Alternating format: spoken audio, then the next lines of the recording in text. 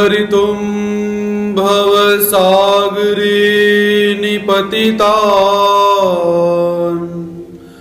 जीवा सदा दुःखितान् दद्रेयो प्रतिमां परवशश्चैतन्यमूर्ति परां कैवल्याध्वनिनागदेव प्रवर पान्थकृतो येन स देवश्चक्रधर शरण्य शरणो नान्तं निशं पातु मां।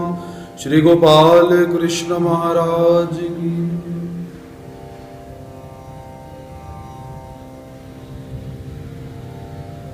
आनंद कंद सच्चिदानंद घन स्वरूप परमेश्वर अवतार पीतांबरधारी भक्तवांछा कल्पतरु अपने कर्तव्य कर्म को करने वाले भगवान श्री कृष्ण महाराज जी के चरणार बिंदु में प्रणिपात करते हैं। तत्पश्चात संपूर्ण गुरुकुल के प्रति नतमस्तक होकर आज के विषय में प्रवेश प्राप्त करते हैं। संपूर्ण धर्म एवं संपूर्ण धर्म ग्रंथों को अपने दिव्य प्रकाश से प्रकाशित करने वाले श्रीमद् भगवद गीता शास्त्र का हम सब यहां पर अध्ययन कर रहे हैं। तो कल के सत्र के अंदर भगवान श्री कृष्ण महाराज जी अर्जुन को यज्ञ करने के लिए कहते हैं और कौन कौन से यज्ञ करने के लिए परमात्मा ने अर्जुन से निवेदन किया हुआ है, उन सभी यज्ञों का हमने श्रवण किया है। तो भगवान श्री कृष्ण महाराज जी ने लगभग 12 प्रकार के यज्ञ इस अध्याय के अंदर बताए हुए हैं, जिसका संक्षेप में यहां पर हम श्रवण करेंगे। तो सर्वप्रथम श्रीमद् भगवद गीता शास्त्र के अनुसार यज्ञ किसे कहा जाता है? क्या अग्नि को जलाकर समिधा इत्यादि डालना, मंत्रों का उच्चारण करना, वेदी इत्यादि का निर्माण करना, क्या उसे श्रीमद् भगवद गीता के अनुसार यज्ञ कहा गया हुआ है? ऐसा नहीं है। जिस यज्ञ का यहां वर्णन किया गया है, अभी ऐसा यज्ञ वेद जो है उनमें इसका उल्लेख हमें प्राप्त होता है, लेकिन श्रीमद् भगवद गीता हमें ऐसे यज्ञ करने का आदेश नहीं प्रदान करती है। तो श्रीमद् भगवद गीता के अनुसार निस्वार्थ भाव से केवल दूसरे के हित के लिए कर्म करना, उस कर्तव्य कर्म को यज्ञ कहा गया हुआ है। केवल कर्तव्य भाव से समाज के लिए, किसी दूसरे व्यक्ति के लिए जो कर्तव्य कर्म किया जाता है या जो निष्काम कर्म किया जाता है, उसे यज्ञ कहा गया हुआ है।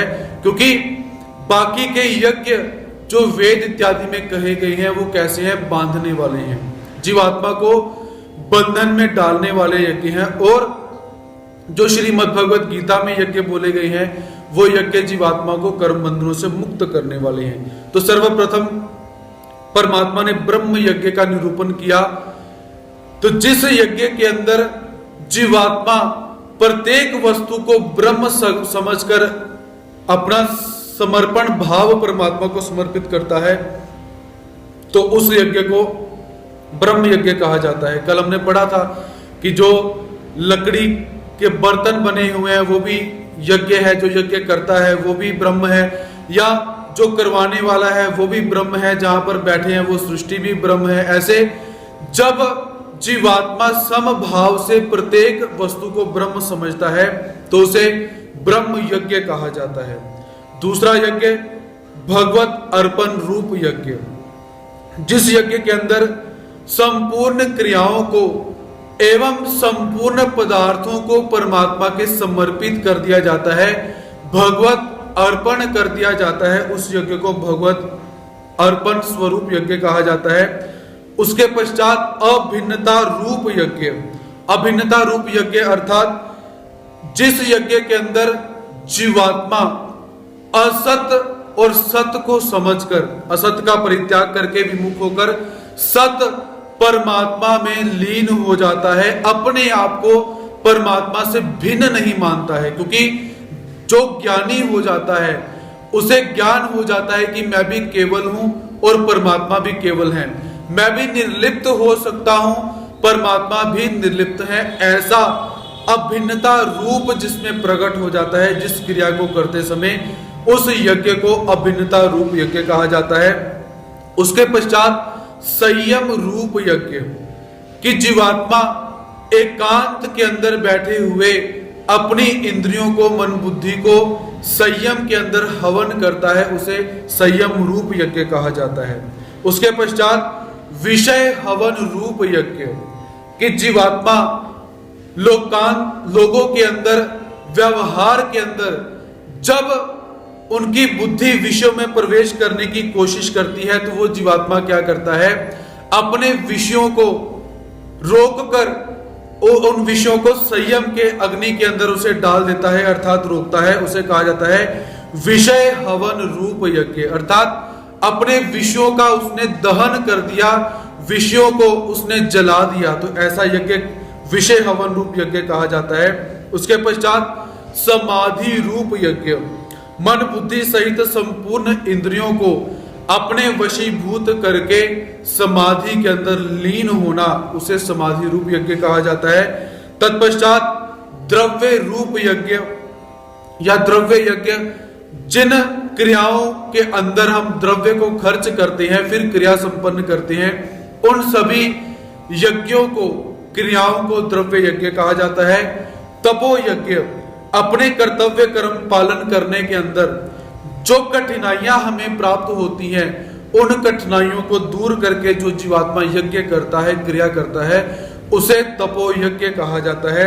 उसके पश्चात योग यज्ञ, योग यज्ञ के अंदर कार्य की सिद्धि असिद्धि तथा फल की प्राप्ति अप्राप्ति न देखते हुए अपने आप को, मन बुद्धि चित्त को योग के अंदर, समाधि के अंदर लगाना, अपने आप को उस स्थिति से बाहर निकाल के केवल संयुक्त रखना योग यज्ञ कहा जाता है। तत्पश्चात प्राणायाम रूप यज्ञ, प्राणायाम अर्थात पूरक, कुंभक और रेचक जो प्राणायाम कहा गया हुआ है, तो उस प्राणायाम के अनुसार अपने आप को प्राणायाम में लगाना, उसे प्राणायाम रूप यज्ञ कहा जाता है।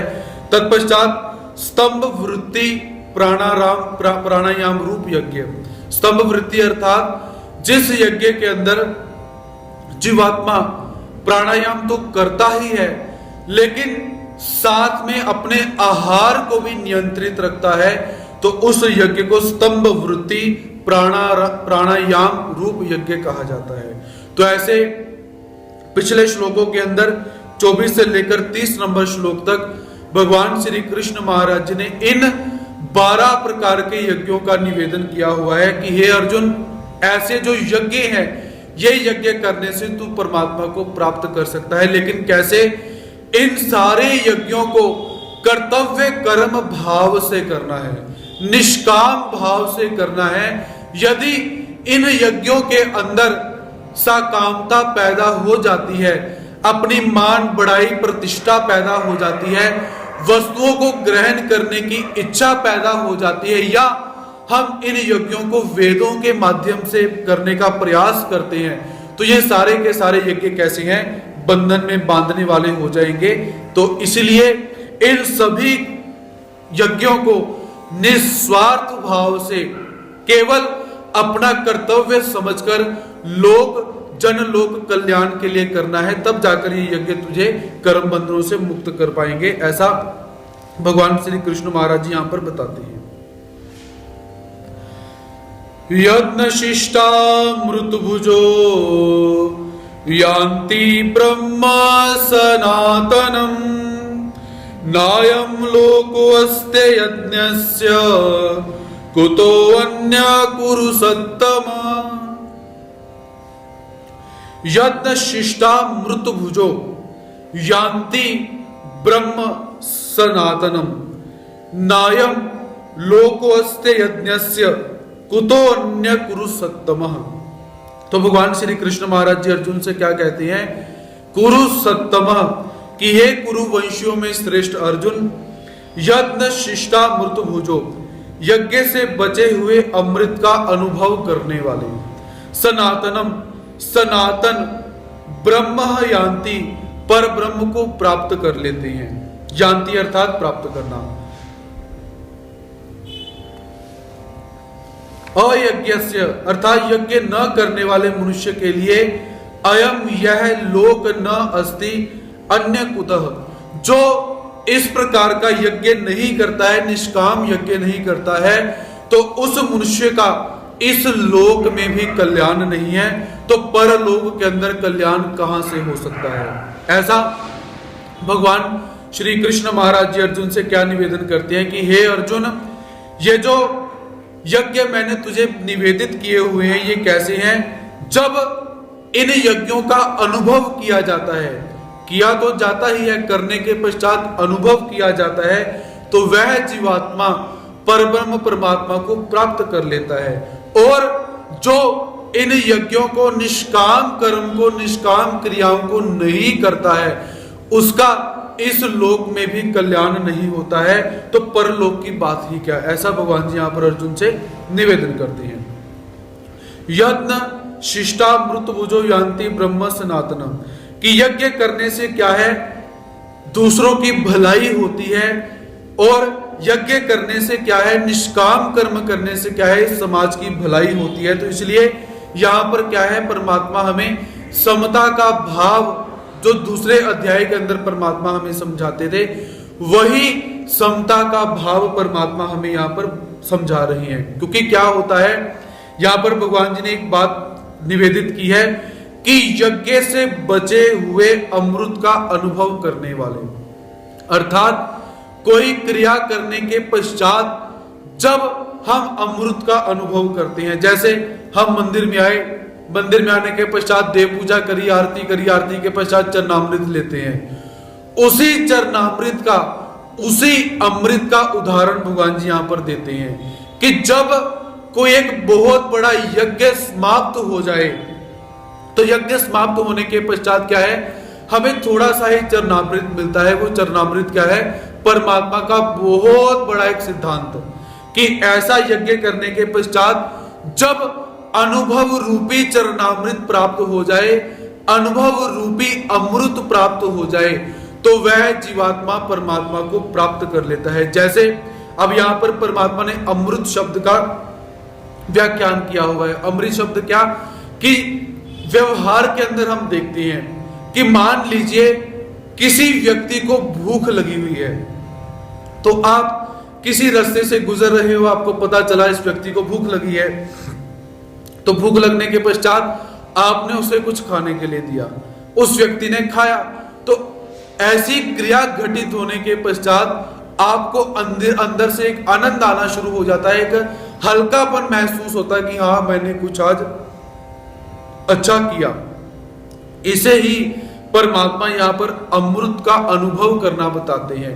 और ऐसा अमृत हमें प्राप्त हो, इसलिए बार बार भगवान जी क्या कहते हैं कि कर्तव्य भाव से कर्म करो, लोक हित के लिए कर्म करो, जन कल्याण के लिए कर्म करो। क्योंकि जब भी हम कोई अच्छा काम करते हैं तो हमें हल्कापन महसूस होता है, और जब हम बुरा काम करते हैं तो हमारा मन भारी हो जाता है। ये क्रियाएं अनुभव जन्य क्रियाएं हैं, ये आप सबने, हम सबने अनुभव की हुई हैं। तो परमात्मा यहां पर यही बताते हैं कि जब जीवात्मा निष्काम क्रिया करता है, निष्काम क्रिया रूपी यज्ञ करता है, तो क्या होता है, उसे अमृत का प्राप्त होता है। अमृत प्राप्त होकर वो हल्का महसूस करता है, और ऐसे धीरे धीरे थोड़ा थोड़ा अमृत प्राप्त करते करते एक दिन वो परमात्मा को प्राप्त कर लेता है। क्योंकि मनुष्य का जो स्वरूप है वो स्वरूप ही अमृत स्वरूप है। क्योंकि जब साजाते क्रिया हो जाए तो हमें अच्छा लगता है। साजाते क्रिया कैसे, कि मान लीजिए हमें पढ़ने का छंद है, तो एक व्यक्ति और आया, उसे भी पढ़ने का छंद है, तो दोनों जब साजातीय होकर बैठ जाएंगे तो उन्हें दोनों को बहुत अच्छा लगेगा, दोनों को आनंद आएगा। इसके विपरीत किसी को निंदा करने की आदत है, तो कोई दूसरा व्यक्ति आया निंदा करने वाला, वो दोनों बैठ गए तो निंदा करने लगे, तो दोनों को अलग आनंद आएगा। क्योंकि क्या होता है, जब सजातीय व्यक्ति बैठते हैं तो उनको अच्छा लगता है। आप लोगों ने देखा होगा, जो शराब पीने वाले व्यक्ति हैं वो कभी भी जब बाहर शराब पिएंगे वो अकेले कभी नहीं बैठते, अपने साथियों को साथ लेकर ही बैठेंगे। तो जब आप कभी उनसे पूछो कि अब अरे तुम खुद तो गलत काम करते ही हो, 4 लोगों को और साथ बिठाकर गलत काम करते हो, ऐसा मत किया करो, तो वो आपसे यही बात बोलेगा कि जो इनके साथ बैठ के पीने में मजा है वो अकेले में नहीं है। यही सजातीय भाव परमात्मा यहां पर बताते हैं कि मनुष्य का स्वरूप कैसा है, अमृतमय। जब मनुष्य को अपने स्वरूप के अनुसार क्रियाएं घटित हो जाती हैं तो मनुष्य को अच्छा लगता है। अर्थात स्वरूप हमारा केवल है, शुद्ध है, निर्मल है, लेकिन मलों के लगने के कारण अभी इस समय कुछ गड़बड़ है, लेकिन वास्तविक रूप में निर्मल है। तो ऐसे सजातीय क्रियाएं करने के कारण, अच्छे काम करने के कारण और करने के पश्चात हमें अच्छा, अंदर से अच्छा महसूस होता है, क्योंकि हमारा स्वरूप उन क्रियाओं के साथ जातीय रहता है, ऐसा भगवान जी यहां पर बताते हैं। तो इसलिए कर्तव्य कर्म जो है केवल कर्तव्य समझ कर ही करना चाहिए, तो वह कर्तव्य कर्म ही हमारे लिए यज्ञ हो जाता है, क्योंकि यज्ञ भी दूसरों के हित के लिए किया जाता है और कर्तव्य कर्म भी दूसरों के हित के लिए किया जाता है। ऐसा भगवान श्री कृष्ण महाराज जी यहां पर निवेदन करते हैं। और दूसरा, जो जीवात्मा कर्तव्य कर्म नहीं करता है तो उसका असर क्या पड़ता है ये भी हम देख सकते हैं। मान लीजिए हमारे घरों के अंदर प्रत्येक व्यक्ति का कोई ना कोई कर्म रहता है। सुबह पतिदेव ऑफिस जाएंगे, पैसे कमाएंगे, श्रीमती घर का खाना बनाएंगी, बच्चे पढ़ने के लिए जाएंगे, जो काम करने वाले हैं वो अपना काम करेंगे, जो वृद्ध माता पिता है वो भजन कीर्तन करेंगे। ऐसा प्रत्येक व्यक्ति का अपना अपना कर्तव्य कर्म है। अब मान लीजिए घर का बेटा बड़ा हो चुका है, काम धंधा करना चाहिए, लेकिन वो कैसा है, वो स्वार्थी है, आलसी है, पेटू है, बैठा रहता है, खाना खाता रहता है, काम धंधा करता नहीं है, तो घर के लोगों को कैसा महसूस होगा? वो उसे बार बार ताने ही मारते रहेंगे, भाई काम धंधा कोई करता नहीं है। तो ऐसा जब जीवात्मा अपना कर्तव्य नहीं करता तो परमात्मा को भी बुरा लगता है। तो इसीलिए भगवान श्री कृष्ण महाराज जी यहां पर बार बार कर्तव्य कर्म करने के लिए प्रेरणा देते हैं। और वो कर्तव्य कर्म कैसे होने चाहिए? निष्काम भाव से। तो जब जीवात्मा निष्काम भाव से कर्तव्य कर्म करता है तो वह जीवात्मा यज्ञ ही करता है, ऐसा भगवान श्री कृष्ण महाराज जी यहां पर बताते हैं। एवं बहुविधा यज्ञा वितता ब्राह्मणो मुखे कर्मजान विद्धि तान सर्वान एवं ज्ञात्वा विमोक्ष्यसे। एवं बहुविधा यज्ञा वितता ब्राह्मणो मुखे कर्मजान विद्धि तान सर्वान एवं ज्ञात्वा विमोक्ष्यसे। तो भगवान जी क्या कहते हैं कि हे अर्जुन, एवं बहुविधा यज्ञ, इस प्रकार और भी बहुविधा बहुत तरह के यज्ञ ब्राह्मणा मुखे वितता, वेद की वाणी में विस्तार से कहे गए हैं। अर्थात बहुत सारे यज्ञ हैं जो वेदों के अंदर कहे गए हैं। तान सर्वान कर्म जान विद्धि, उन सब यज्ञों को कर्म जन्य जान, अर्थात कर्म प्रधान्य है उन यज्ञों के अंदर, ऐसा जान। एवं ज्ञात्वा विमुक्ष्य से, इस प्रकार जानकर उन यज्ञों को करने से तो कर्म बंधनों से मुक्त हो जाएगा। अर्थात हे अर्जुन, इस प्रकार इन 12 यज्ञों के अतिरिक्त और बहुत सारे यज्ञ वेदों में कहे गए हैं, और वह यज्ञ कैसे हैं? कर्म प्रधान यज्ञ हैं। तो तू भी उन यज्ञों को करके अच्छी तरह से आचरण में लाकर मोक्ष को प्राप्त कर सकता है, ऐसा भगवान श्री कृष्ण महाराज जी यहां पर निवेदन करते हैं। एवं बहुविधा यज्ञ वितता ब्राह्मणो मुखे। तो भगवान श्री कृष्ण महाराज जी ने 24 नंबर श्लोक से लेकर 30 नंबर श्लोक तक 12 प्रकार के यज्ञों का वर्णन किया है।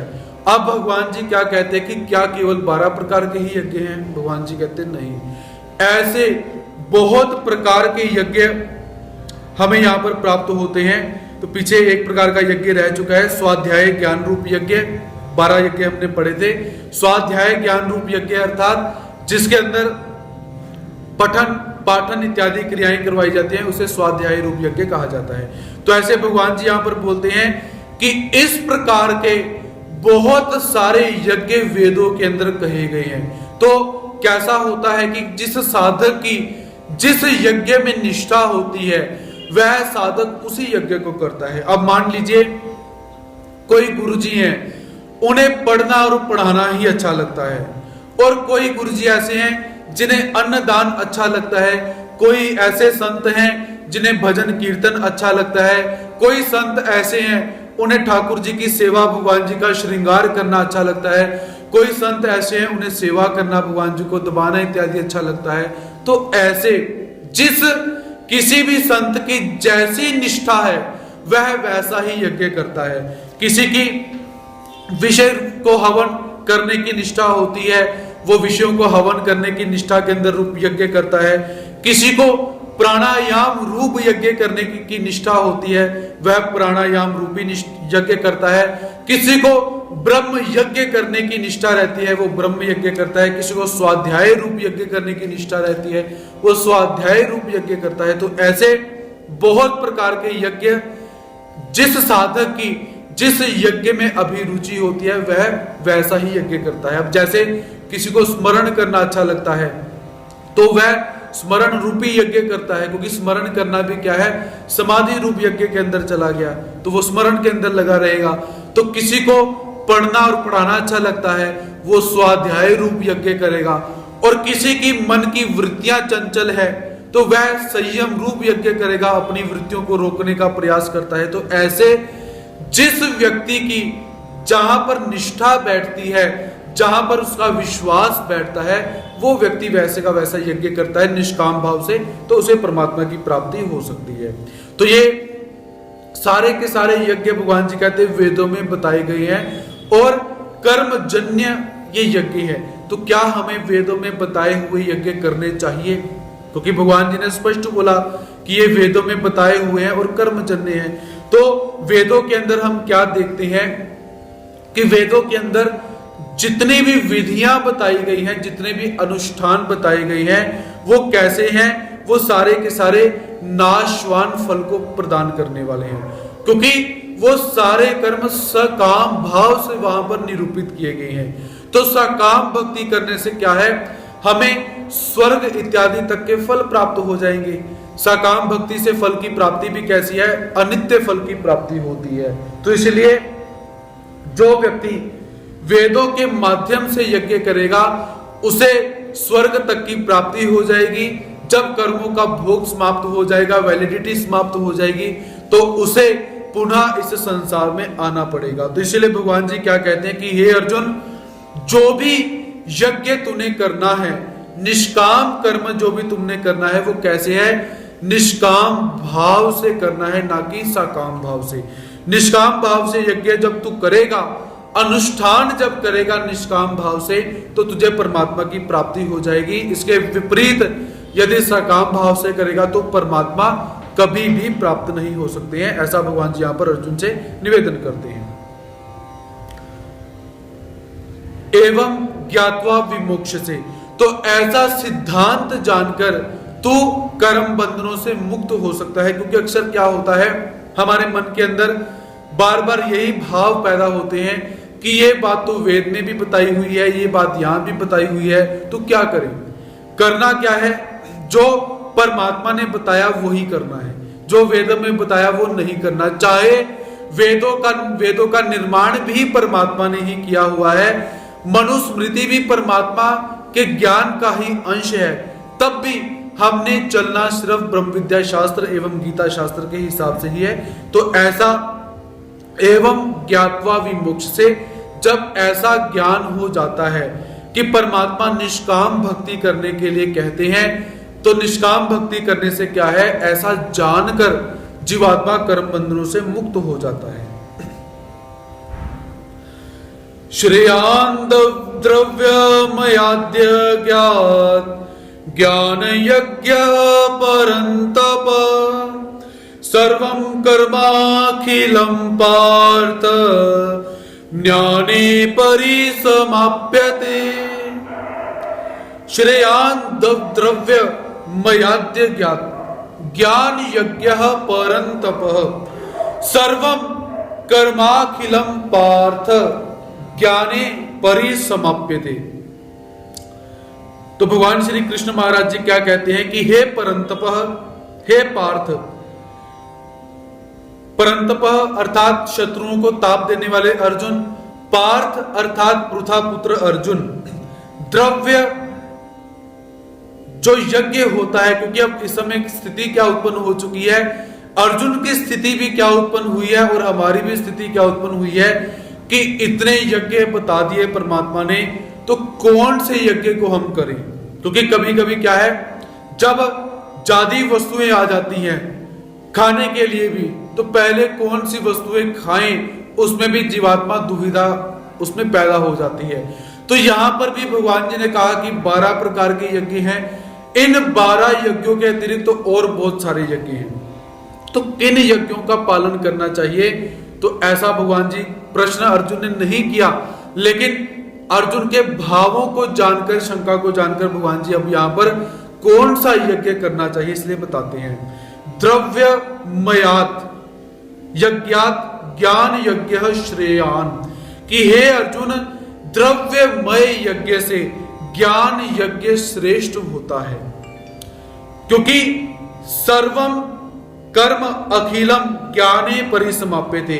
सर्वम अर्थात संपूर्ण, कर्मम अर्थात कर्म, और अखिलम पदार्थ ज्ञाने परिसमाप्यते, ज्ञान अर्थात तत्व रूपी ज्ञान से, परिसमाप्यते अर्थात समाप्त हो जाते हैं, उस ज्ञान में लीन हो जाते हैं। तो भगवान जी क्या कहते हैं कि हे अर्जुन, द्रव्य यज्ञ को छोड़कर या द्रव्य यज्ञ से अतिरिक्त या उसकी समतुलना के अंदर जो ज्ञान यज्ञ होता है वो उत्तम है, या द्रव्य यज्ञ को लेकर और बाकी सारे यज्ञों को लेकर इन सबसे उत्तम यज्ञ ज्ञान यज्ञ कहा जाता है। क्योंकि ज्ञान में क्या है, तत्व को प्राप्त होने के पश्चात ज्ञान के अंदर जो कर्म इत्यादि होते हैं वो समाप्त हो जाते हैं, इसलिए ज्ञान यज्ञ जो है वो करना चाहिए।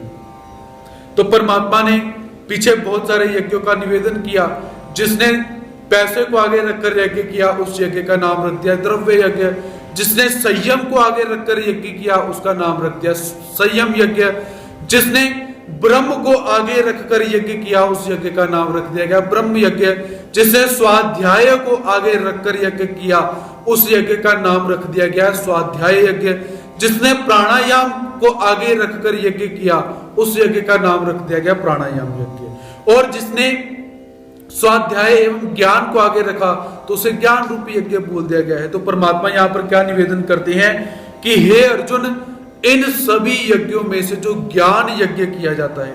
अब ज्ञान यज्ञ क्या होता है, जैसे हम आज के समय के अंदर पोथी कर रहे हैं तो ये भी इस समय ज्ञान यज्ञ चल रहा है।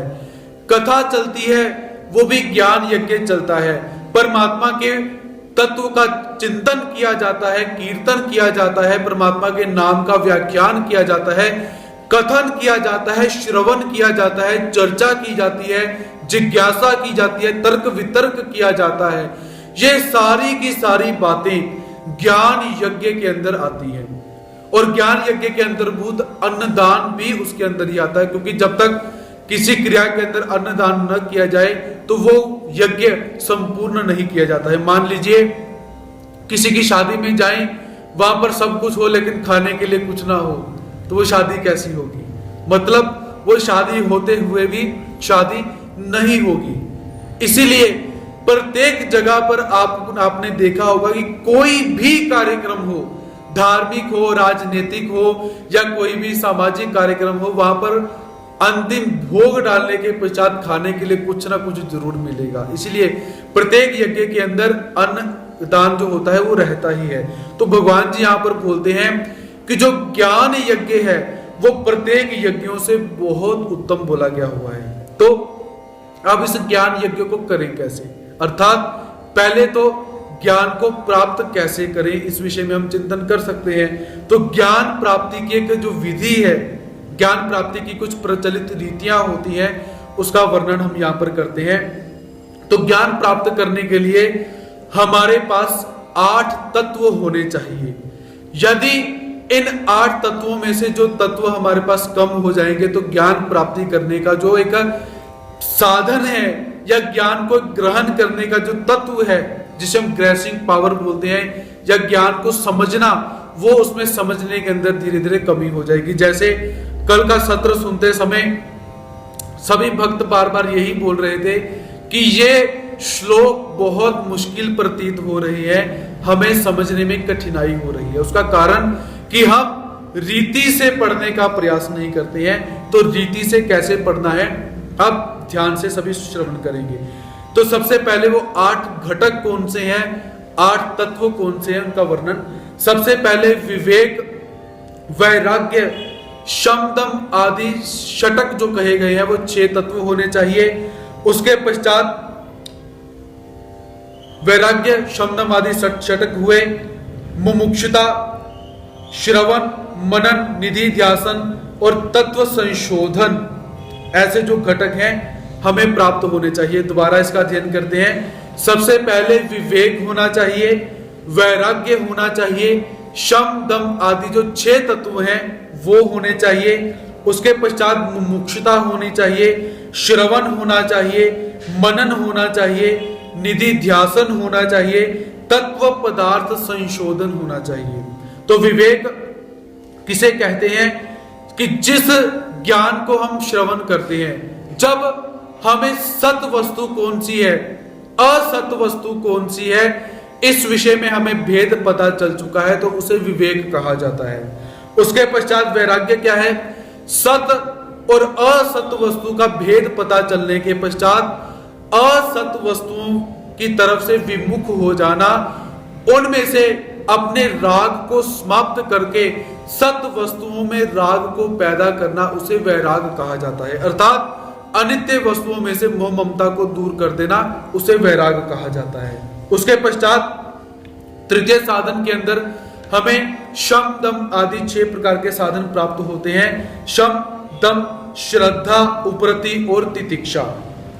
तो शम किसे कहते हैं कि मन को अपनी इंद्रियों के विषय से हटाना, उसे शम कहा जाता है। शम अर्थात शमन करना। तो मन को इंद्रियों के विषय में जाने से रोकना, उसे शम कहा जाता है। और इंद्रियों को अपने विषयों से हटाना, उसे दम कहा जाता है। दम अर्थात दमन करना। इसके पश्चात श्रद्धा किसे कहा जाता है, श्रद्धा सत असत वस्तुओं को जानकर शम दम करके अपने मन को परमात्मा के पारायण लगाना, परमात्मा के अंदर लगाना, उसे श्रद्धा कहा जाता है। जो पूज्य पदार्थ होते हैं उनके अंदर भाव को रखना, श्रद्धा। उसके पश्चात उपरति कि वृत्तियों का संसार की ओर से विमुख हो जाना, उसे उपरति कहते हैं। कि जैसे रति परमात्मा में हो चुकी है और संसार में से रति समाप्त हो चुकी है, उसे उपरति कहा जाता है। उसके पश्चात तितिक्षा। तितिक्षा अर्थात सर्दी गर्मी को सहन करना, सुख दुख को सहन करना, मान अपमान को सहन करना, लाभ हानि को सहन करना, सहन करने को तितिक्षा कहा जाता है। अर्थात शमदम आदि जो 6 प्रकार के षटक कहे गए हैं, 8 तत्वों के अंदर शमदम के अंदर 6 घटक हमें प्राप्त होते हैं। शम दम, उसके पश्चात श्रद्धा, उपरति, तितिक्षा और समाधान। आगे समाधान क्या है कि अंतकरणों से जब ज्ञान का श्रवण करते हुए विवेक हमें प्राप्त हो चुका है, जो शंकाएं हैं हमारी वो शांत हो चुकी हैं, तो उसे समाधान कहा जाता है। ऐसे शमदम आदि जो साधन है तो ऐसे हमें प्राप्त होते हैं। उसके पश्चात मुमुक्षुता। मुमुक्षुता अर्थात सांसारिक साधनों से छूटने की जो इच्छा है और परमात्मा को प्राप्त करने की जो इच्छा है, उसे मुमुक्षुता कहा जाता है। ऐसा हम यहां पर देख सकते हैं। उसके पश्चात श्रवण। श्रवण अर्थात मुमुक्षुता अर्थात मुमुक्ष भाव प्रकट होने के पश्चात अपने गुरुजनों के पास जाकर उनसे शास्त्र को श्रवण करने की जो इच्छा पैदा हो जाती है, जो निर्णय पैदा हो जाता है, जो धारणा होती है कि चलो जाएं और श्रवण करें, उसे श्रवण करना कहा जाता है।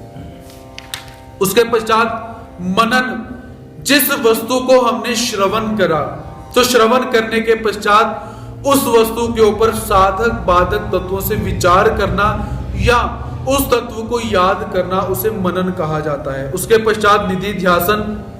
निधिध्यासन किसे कहा जाता है कि प्राकृत पदार्थों में से अपने मन को हटाना, असत वस्तु से अपने मन को हटाकर सत वस्तु में लगाकर ज्ञान के अनुसार आचरण को करना निधिध्यासन कहा जाता है।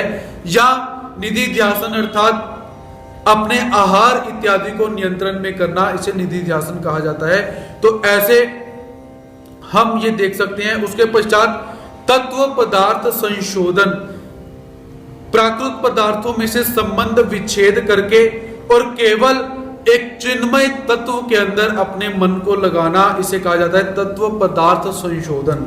तत्व अर्थात तत्व और पदार्थों का संशोधन करके जो शुद्ध वस्तु है उसमें अपने मन को लगा देना, इसे तत्व पदार्थ संशोधन कहा जाता है।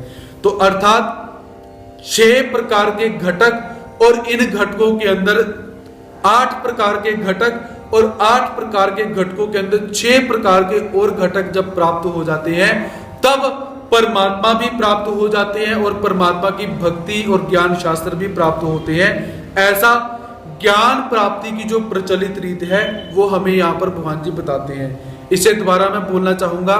पहले विवेक होना चाहिए, फिर वैराग्य होना चाहिए, वैराग्य होने के पश्चात शम दम आदि 6 प्रकार की वस्तुओं का होना जरूरी है। मुमुक्षुता होनी चाहिए, श्रवण होना चाहिए, मनन होना चाहिए, निधिध्यासन होना चाहिए, तत्व पदार्थ संशोधन होना चाहिए और शमदम आदि साधनों के अंदर शम होना चाहिए, दम होना चाहिए, श्रद्धा होनी चाहिए, उपरति होनी चाहिए, तितिक्षा होनी चाहिए और समाधान होना चाहिए। तो जब ऐसा ज्ञान हमें प्राप्त हो जाता है तो हम परमात्मा को अवश्य प्राप्त कर सकते हैं। अर्थात इन वस्तुओं के अंदर परमात्मा ने ज्ञान और परमात्मा को प्राप्त करने की एक सरल और सुबोध रीति परमात्मा ने यहां पर बता दी गई है। तो अब इन तत्वों को प्राप्त कैसे करें? तत्व तो हमें मिल गए, ये पता तो चल गया कि ये वस्तु यहां से मिलती है, तो ये वस्तु हमें ऐसी ऐसी है, ये मिलेगी कहां पर, कहां जाना पड़ेगा, कौन से स्टोर पे जाना पड़ेगा, कौन सी दुकान पे जाना पड़ेगा, तो उस विषय में भगवान जी अब यहां पर निवेदन करते हैं। तद्विद्धि प्रणिपातेन परिप्रश्नेन सेवया उपदेक्ष्यन्ति ते ज्ञानम् ज्ञानिनस्तत्त्वदर्शिनः। तद्विद्धि प्रणिपातेन परिप्रश्नेन सेवया उपदेक्ष्यन्ति ते ज्ञानम् ज्ञानिनस्तत्त्वदर्शिनः। हे अर्जुन, तत्विद्धि, उस तत्व ज्ञान को, विद्धि अर्थात तत्वदर्शी ज्ञानी जो महापुरुष है उनके पास जाकर विद्धि अर्थात जानो। कैसे जानो? प्रणिपातेन, उनको साष्टांग दंडवत प्रणाम करके, सेवया, उनकी सेवा करके, परिप्रश्नेन, सरलता पूर्वक प्रश्न करने से, ते तत्वदर्शिनः, वे तत्वदर्शिनी अर्थात तत्व को जानने वाले जो ज्ञानी है, ज्ञानिनः, ज्ञानी पुरुष, शास्त्रों को जानने वाले, ज्ञानम उपदेक्ष्यन्ति, उस ज्ञान को, तत्व ज्ञान को तुझे उपदेश करेंगे, तुझे बताएंगे। अर्थात कि हे अर्जुन, तत्विद्धि, उस तत्व ज्ञान को प्राप्त करने के लिए, तत्व ज्ञान को जानने के लिए क्या करो? सबसे पहले तत्वदर्शी पुरुषों के पास जाओ और जाकर प्रणिपातेन, सबसे पहले जाकर उन्हें दंडवत, साष्टांग दंडवत डालो। सेवया, सेवया अर्थात उनकी सेवा करके, जैसा वो चाहते हैं वैसी सेवा करके, परिप्रश्नेन, उनसे सरलता पूर्वक प्रश्न पूछकर, तत्वदर्शिनः ज्ञानी, तो पूछो तो वो तत्वदर्शी ज्ञानी क्या करेंगे, तेरी भाव को जानकर, तुझे जानकर अच्छी तरह से तत्व ज्ञान का यहाँ पर तुझे व्याख्यान करेंगे। तो यहाँ पर भगवान श्री कृष्ण महाराज जी ने प्रणिपातेन शब्द का प्रयोग किया हुआ है। तो हमारे धर्म के अंदर एक ऐसा धर्म नया शुरू हो चुका है जो कहता है कि दंडवत प्रणाम नहीं बोलना चाहिए। वो कहता है कि चरण शरण बोलो, दंडवत प्रणाम नहीं बोलना। ऐसा भी एक पंथ, हमारे पंथ में एक बीच में एक शाखा प्रस्फुटित हो चुकी है। तो उन सबके लिए मैं निवेदन करूंगा कि श्रीमद् भगवत गीता के अंदर दंडवत प्रणाम करना चाहिए, लेट कर दंडवत डालनी चाहिए। उसका जो प्रमाण है यहाँ पर भगवान जी ने दिया हुआ है। श्रीमद् भगवत गीता अध्याय 4 श्लोक नंबर 34 के अंदर भगवान श्री कृष्ण महाराज जी अर्जुन को कहते हैं प्रणिपातेन। प्रणिपातेन अर्थात साष्टांग दंडवत प्रणाम करने से। स्पष्ट शब्दों का उच्चारण यहाँ पर आया है। जब ऐसे लोग आपको मिले कि दंडवत प्रणाम नहीं बोलना चाहिए, चरण शरण बोलो, ऐसा बोलो, तो आप लोग बताइए कि दंडवत प्रणाम बोलना भी चाहिए और लेटकर दंडवत डालनी भी चाहिए, क्योंकि भगवान श्री कृष्ण महाराज जी ने ये हमें बोला। और भगवान श्री चक्रदेव स्वामी जी के सन्निधान में जब भक्त आते थे तो भगवान जी को आकर साष्टांग दंडवत डाला करते थे। ऐसा यह दंडवत प्रणाम शब्द बहुत प्राचीन है और वेदों के अंदर भी हमें बहुत जगह पर दंडवत प्रणाम शब्द मिलता है। तो यहाँ पर भगवान श्री कृष्ण महाराज जी क्या है कि अर्जुन को क्या कहते हैं कि हे अर्जुन, किसी तत्वदर्शी प्राणी गुरुजन के पास जाकर ज्ञान को प्राप्त करो। तो यहां पर क्या है कि भगवान जी अर्जुन को भी बोल रहे हैं कि किसी तत्वदर्शी ज्ञानी के पास जाकर बोलो। ऐसा क्यों? भगवान जी यहां पर बोल सकते हैं कि मेरे पास, मैं सामने खड़ा हूं, मेरे से ज्ञान पूछ रहे, लेकिन भगवान कहते हैं कि नहीं, किसी तत्वदर्शी ज्ञानी के पास जाकर। उसका कारण क्या है कि कभी कभी अक्सर होता क्या है कि कोई सामने जो व्यक्ति बैठा हुआ है वो ज्ञानी भी है, वो तत्वदर्शी भी है, सब कुछ जानता है, लेकिन हमारी श्रद्धा उस व्यक्ति के ऊपर नहीं होती, तो वो उसका ज्ञान और तत्व कैसा है, समाप्त हो जाता है। अब यहां पर क्या है, अर्जुन भगवान श्री कृष्ण महाराज जी को क्या समझता है, अपना सखा और गुरु भी समझता है, लेकिन कहीं ना कहीं अर्जुन की श्रद्धा में अभी कमी है। इसलिए भगवान जी क्या बोलते हैं कि हे अर्जुन, ऐसे तत्व को जानने के लिए किसी दूसरे तत्वदर्शी के पास जाकर पूछो। क्योंकि कभी कभी क्या है, जब किसी गुरुजी के पास जाकर कोई भक्त प्रश्न करता है तो गुरुजी उसे समझाते हैं, लेकिन श्रद्धा ना होने के कारण उसे समझने का वो उद्यम ही नहीं करता। तो गुरुजी कहते हैं कि जाओ, जाकर उस संत से जाकर पूछ लेना, क्योंकि वो बड़े हैं और तेरी उसके ऊपर, उनके ऊपर श्रद्धा भी है। तो यही प्रकार यहाँ पर हमें प्रतीत हो रहा है। इसलिए भगवान जी अर्जुन को बोलते हैं कि अर्जुन जाओ, किसी तत्वदर्शी ज्ञानी के पास जाकर उपदेश को ग्रहण करो, क्योंकि अभी तक अर्जुन की जितनी श्रद्धा होनी चाहिए उतनी नहीं बनी। तो अक्सर ज्ञान प्राप्ति के अंदर एक बाधक तत्व क्या है, हमारी श्रद्धा की कमी। क्योंकि संत कैसे होते हैं, संत भी हम में से ही निकले हुए हैं, हमारे समाज में से ही वो संत निकले। और अक्सर क्या होता है कि वो संत कभी कभी हम बड़े हैं, वो संत छोटे होते हैं, वो कहते हैं ये तो हमारा ही है, ये तो हमारे सामने ही खेलता कूदता था, हमारे सामने ही ये बच्चों की तरह रहता था, इससे ज्ञान क्या सुने, ये तो छोटा है। जब ऐसी अश्रद्धा की भाव आ जाती है तब ज्ञान का अभाव हो जाता है। इसी बात को भगवान जी यहां पर बोलते हैं कि संत उम्र के अंदर या जो ज्ञान प्रदान करने वाला व्यक्ति है वो किसी भी स्थिति के अंदर निकृष्ट क्यों ना हो, लेकिन उसके पास तत्व है, ज्ञान है, इसलिए वो संपूर्ण प्राणियों से श्रेष्ठ है। इसलिए हे अर्जुन, उनके पास जाओ। भगवान जी ने ये नहीं बोला कि उस महंत के पास जाओ जिसके पास बहुत बड़ी गद्दी है, उस व्यक्ति के पास जाओ जो महामंडलेश्वर की गद्दी से अभिभूत हुआ पड़ा है, उस व्यक्ति के पास जाओ जो बहुत बड़ा उपाधि से युक्त है ना।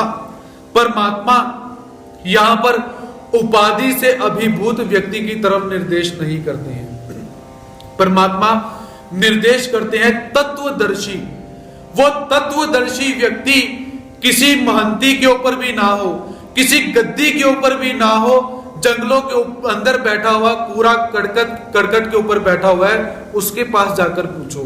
यहाँ पर परमात्मा ने उपाधि का निषेध किया हुआ है कि उपाधि की कोई इतनी महत्वता नहीं, लेकिन महत्वता बहुत है। भगवान जी ने यह भी बोला है उपाधि मानीजिए, जिसके पास उपाधि हो उसकी उपाधि को सम्मान भी देना है, चाहे वो व्यक्ति कैसा भी हो। उसकी अब उपाधि का हमने खंडन नहीं करना, लेकिन तत्वदर्शी की जब बात चलती है तो व्यक्ति उपाधिवंत हो या निरुपाधिवंत हो, वहां पर हमने बिल्कुल नहीं देखना, केवल उसका ज्ञान ही हमने देखना है, ऐसा भगवान जी यहां पर बोलते हैं। तो भगवान जी ने क्या बोला कि प्रणिपातेन, प्रणिपातेन अर्थात कि जाकर सबसे पहले अपने गुरु जी को दंडवत डालो, साष्टांग दंडवत डालो। और कैसे है? नीचवत सेवेत सद्गुणान, उनके सामने कैसे रहो? जैसे कोई एक नीच व्यक्ति होता है, क्योंकि अपने आप को नीच समझो। जब तक हम अपने आप को श्रेष्ठ समझेंगे, हम गुरुजनों से ज्ञान कभी नहीं ले सकते, क्योंकि श्रेष्ठ व्यक्ति क्या है? पहले ही अहंकार से भरा हुआ है, और उसे आप बोलोगे कि नीचे बैठो, वो नीचे बैठने से ही कतराएगा। इसीलिए सबसे पहले जाकर दंडवत नमस्कार करो और अपने आप को नीच पुरुषों की तरह वर्तन करो कि मैं बहुत नीच हूं और ये गुरुजी बहुत उच्च श्रेष्ठ के व्यक्ति हैं और मैं इनके पास ज्ञान को प्राप्त करने के लिए आया हुआ हूं। तो जाकर उनके पास जिज्ञासुक भाव से उनकी सेवा करो, नम्र वृत्ति के साथ। अकड़ करनी कि मुझे ज्ञान बताओ आकर, ऐसा नहीं। नम्र वृत्ति से पूछो, जाकर नम्र वृत्ति से उनकी सेवा करो। और सेवा कैसी है? सर्वस्व अधीन होकर। कैसे जाना है? अपने आप को अपने गुरु के अधीन करना पड़ेगा। जो वस्तुएं आपकी हैं वो भी वस्तुएं गुरु को समर्पित करनी पड़ेंगी, अपना आप भी गुरु को समर्पित करना पड़ेगा, तब जाकर आप प्रणिपातेन शब्द के अंदर आप घटित होते हो। और जाकर क्या है? सेवया, सेवया अर्थात सेवा करना। और वो सेवा कैसी है कि जो गुरुजी हैं, जो संत हैं, वो जैसे सिद्धांत को सुनने से करने से प्रसन्न होते हैं वैसा आचरण करो, जैसा उन्हें अच्छा लगता है। यदि वो कहते हैं कि समय की पाबंदी होनी चाहिए तो समय की पाबंदी होनी चाहिए। यदि वो कहते हैं कि समय पर अध्ययन करो तो समय पर अध्ययन करो। यदि वो कहते हैं कि किसी को अपशब्द मत बोलो तो ऐसे अपशब्द मत बोलो। तो ऐसे उनकी मन वाणी से और कर्म से उनकी सेवा करो। समर्पण भाव से जैसी भी सेवा कर सकते हो, जैसे भी आप उन्हें प्रसन्न कर सकते हो वैसे उन्हें प्रसन्न करो। और जाकर क्या करना है?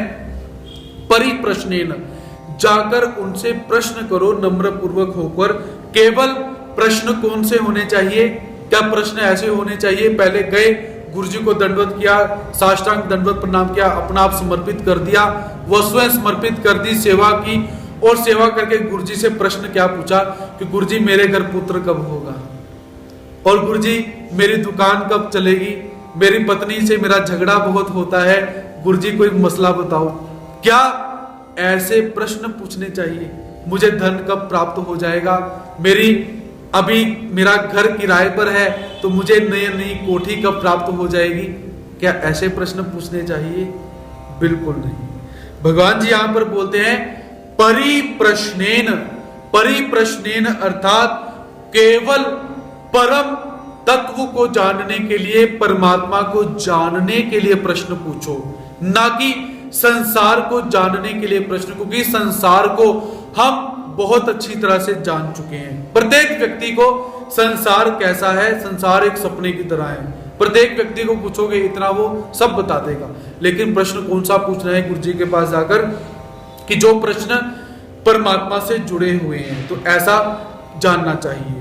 तो यहां पर भगवान जी क्या कहते हैं कि ज्ञानिनः तत्वदर्शिनः, शिष्य कैसा होना चाहिए ये तो परमात्मा ने बताया, अब वो गुरु कैसा होना चाहिए ये भी परमात्मा यहां पर बताते हैं। वो गुरु कैसा होना चाहिए? पहले ज्ञानिनः, ज्ञानिनः अर्थात उसे संपूर्ण शास्त्रों का ज्ञान होना चाहिए, शाब्दिक ज्ञान। सबसे पहले बोलने का ज्ञान, शाब्दिक ज्ञान कैसा होता है, पढ़ने पढ़ाने का ज्ञान होना चाहिए। और साथ में तत्वदर्शी भी। वो गुरु कैसे होने चाहिए? तत्व को जानने वाले। क्योंकि अक्सर क्या होता है, जो शब्द होते हैं, उन शब्दों को तो सभी जान लेते हैं, लेकिन तत्व समझ आता ही नहीं। जैसे किसी व्यक्ति को पूछो कि काला रंग ऐसा होता है, वो बोलेगा काला रंग ऐसा होता है। उसके सामने रंग रखोगे, आप बोलोगे काला रंग कैसा है, उसे काले रंग का पता ही नहीं। जैसे मैं अपनी बात करूं, आप लोगों को बोला जाए कि जाओ, झरने की ऐसी ऐसी आवाज आती है, सुबह उठो, पक्षियों का कलरव कैसा होता है, उसका आनंद कैसा होता है, ऐसा बोलने में हम बोलते तो हैं। सूर्य जब उदित होता है उसका प्रकाश कैसा होता है, जब वो अस्ताचल की तरफ चला जाता है तो उसका प्रकाश कैसा होता है, जब शीतल चंद्र उदित होता है तो उसकी शीतलता, शैतल्य कैसी होती है, जो चांद होता है उसका प्रकाश कैसा होता है, या जो तारे हैं वो कैसे टिमटिमाते हैं। हमने सब बोल दिया, शाब्दिक ज्ञान बहुत है, लेकिन जब पूछा जाए कि तारे कैसे टिमटिमाते हैं, देखा ही नहीं कभी। सूर्य अस्ताचल की तरफ जाता है, उसका रंग कैसा होता है, सूर्य जब उगता है उसका रंग कैसा होता है। क्योंकि सूर्य को हम सिर्फ दो ही स्थितियों में देख सकते हैं, आते समय और जाते समय। बीच में सूर्य को देखने का कष्ट उद्यम कोई नहीं कर सकता। इसलिए और कुछ ऐसे लोग हैं जो सूर्य को आते और जाते भी नहीं देखते, सुनते हैं, बोलते हैं, लेकिन वो भाव कैसा है, हम उस तत्व को जान नहीं पाते। इसलिए भगवान जी कहते हैं गुरु कैसा होना चाहिए? पहले ज्ञानी होना चाहिए, शब्दों का मालिक होना चाहिए, फिर तत्वों को जानने वाला भी होना चाहिए। क्योंकि क्या है, कभी कभी शिष्य कैसे प्राप्त होते हैं?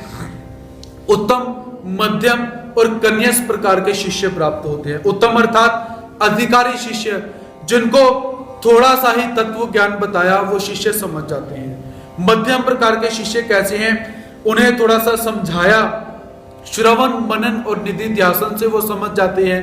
और जो कनिष्ठ प्रकार के शिष्य होते हैं वो कैसे हैं? सुनाने के पश्चात वो बहुत सारे प्रश्न करते हैं, शंकाएं करते हैं, तर्क करते हैं, वितर्क करते हैं, फिर जाकर उन्हें समझाया जाए, तब जाकर वो समझते हैं। ऐसे 3 प्रकार के शिष्य भी प्राप्त होते हैं। तो यदि गुरु ज्ञानी तो होगा, लेकिन तत्वदर्शी जब नहीं होगा तो वो समझा नहीं पाएगा। क्योंकि समझाने के लिए क्या है, तत्व को, सिद्धांत को अच्छी तरह से जानना बहुत जरूरी है। इसलिए भगवान जी यहां पर बोलते हैं कि गुरु का भी ज्ञानी होना जरूरी है, गुरु का तत्वदर्शी होना भी जरूरी है। मान लीजिए गुरु ने निवेदन किया कि सूर्य जब उदित होता है तो सूर्य ऐसे ऐसे होता है। ये तत्व शिष्य को समझाने के लिए अगर गुरु समझाए तो उसे समझाना आना चाहिए कि जब सूर्य उदित होता है तो उसका रंग कैसा होता है, केसरी। केसरी रंग कैसा होता है, वो केसरी रंग दिखाएगा कि ये केसरी रंग है। ऐसा रंग जब सूर्य उदित होता है तो ऐसा रहता है। जब वही सूर्य अस्ताचल की तरफ चला जाए तो जैसा केसरी रंग धीरे धीरे धीरे धीरे केसरी रंग पीले रंग के अंदर परिवर्तित हो जाता है, तो वैसे ही अंतिम अस्ताचल की लाली कैसी रहती है, केसरी के अंदर धीरे धीरे धीरे धीरे पीली छटा आती है, और पीली छटा के अंदर आते आते धीरे धीरे वो सफेद छटाई के अंदर वो सूर्य अस्ताचल की तरफ चला जाता है। ये समझाना आना चाहिए। इसलिए भगवान जी क्या बोलते हैं, गुरु ज्ञानी भी हो और तत्वदर्शी भी हो, तो जब ऐसी स्थितियां जुड़ जाती हैं, ऐसी कड़ियां जुड़ जाती हैं, शिष्य भी ऐसा आया और गुरु भी ऐसे प्राप्त हुए, तो क्या होता है, उपदेक्षन्ति ते ज्ञानम, तो वो तुझे ऐसे ज्ञान का उपदेश करेंगे जो ज्ञान कैसे है, तुझे परमात्मा को प्राप्त करने में सहायभूत हो जाएगा। यज्ञात्वा न पुनर्मेहम,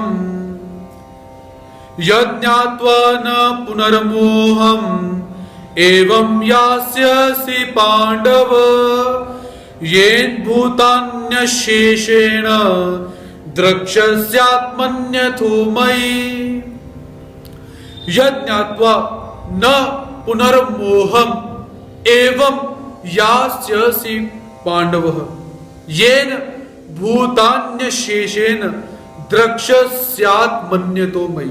तो तो भगवान श्री कृष्ण महाराज जी क्या कहते हैं, हे अर्जुन, यत जिस तत्व ज्ञान का ज्ञात्वा अनुभव करके पुनः एवं मोहम न यासेसी, इस जिस तत्व ज्ञान को प्राप्त करने के बाद तू पुनः फिर एवं इस प्रकार मोह को न यासेसी नहीं प्राप्त होगा। और पांडव, हे अर्जुन, येन भूतानि अशेषेण आत्मनि, येन अर्थात जिस तत्व ज्ञान से भूतानि संपूर्ण भूत प्राणियों की अशेषेण निशेष भाव से पहले, आत्मनि अपने में, और अथो इसके बाद मई मुझ सच्चिदानंद स्वरूप परमात्मा में ही बुद्धि हो जाती है। तो परमात्मा क्या कहना चाहते हैं कि हे अर्जुन, जिस इस अनुभव तत्व ज्ञान को प्राप्त करने के पश्चात क्या है, तू कभी भी मोह को प्राप्त नहीं होगा, तुझे कभी भी मोह उत्पन्न नहीं होगा। और क्या हो जाएगा कि संपूर्ण प्राणियों को निशेष भाव से जानते हुए तो मुझ परमात्मा को भी जानने लग जाएगा, और मुझ परमात्मा को जानने से क्या होगा, तो मुझे प्राप्त हो जाएगा। ऐसा भगवान श्री कृष्ण महाराज यहां पर बताते हैं। यज्ञात्वा पुनः पुनर्मोहम यस्यासि पांडव।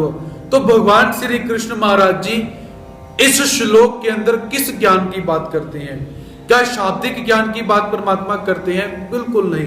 परमात्मा इस श्लोक के अंदर वास्तविक ज्ञान की बात करते हैं, जिसे हम बोध कहते हैं। ब्रह्म विद्या शास्त्र के अंदर बोध शब्द हमने देखा कि जिस ज्ञान को हमने सुना हुआ है, सुनने के पश्चात हम समझ चुके हैं, अनुभव हमें आ चुका है, उसी ज्ञान की बात भगवान जी यहां पर बोलते हैं कि हे अर्जुन, जब तुझे मन, वाणी और कर्म से ज्ञान के वास्तविक स्वरूप का बोध हो जाएगा, जब वास्तविक ज्ञान का बोध हो जाएगा तो क्या है, तो ऐसा हो जाएगा तुझे कभी भी मोह प्राप्त नहीं होगा। और सभी भूत प्राणियों के अंदर क्या है, तो सभी भूत प्राणियों को तत्व की दृष्टि से देखेगा, और तत्व की दृष्टि से देखने के पश्चात क्या है, तो परमात्मा को शीघ्र प्राप्त हो जाएगा। तो यहां पर तत्वम असि, इस सिद्धांत को भी हम लगा सकते हैं। तत् अर्थात वो, त्वम अर्थात तू, असि अर्थात वही है, कि तू वही है, तू वही ब्रह्म है। इस सिद्धांत को भी हम लागू कर सकते हैं, क्योंकि जब जीवात्मा तत्व ज्ञान को जानता है, तो तत्व ज्ञान को जानने के पश्चात वह जीवात्मा तत्व ज्ञान के अनुसार ही आचरण करेगा, और उसका उद्देश्य क्या रहेगा कि मैंने परमात्मा को प्राप्त करना है, परमात्मा के आनंद को प्राप्त करके परमात्मा के जैसे बनना है, परमात्मा की जड़ चेतन शक्तियों को प्राप्त करके माया कृपा को छोड़कर मैंने परमात्मा के जैसे बनना है। जब ऐसा लक्ष्य रखा जाएगा तो वो कौन सा सिद्धांत लागू होता है कि तत्वमसि, कि हे जीवात्मा तू वही ब्रह्म है, उस ब्रह्म को प्राप्त करने के लिए उद्यम कर। ऐसा भगवान श्री कृष्ण महाराज यहाँ पर अर्जुन से निवेदन करते हैं। तो ज्ञान प्राप्त होने के पश्चात क्या है, परमात्मा के दर्शन भी हो सकते हैं।